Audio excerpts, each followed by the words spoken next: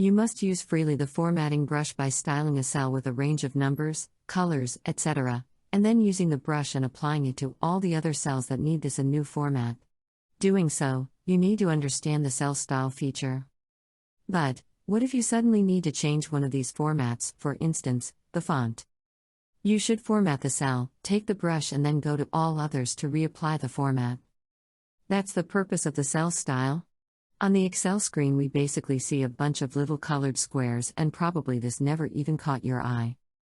Let's see what this professionally used feature can do for you.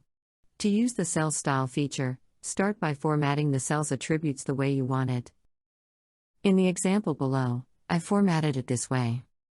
Number format, number with a thousands separator and no decimals.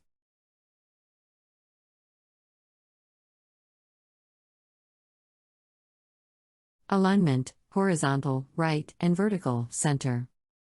Font, Tahoma, size 10 brown. Border, no border.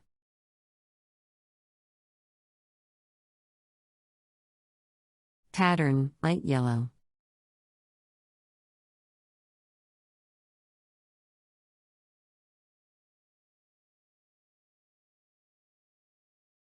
Our cell will look like this. I typed in an amount to make it easier to visualize.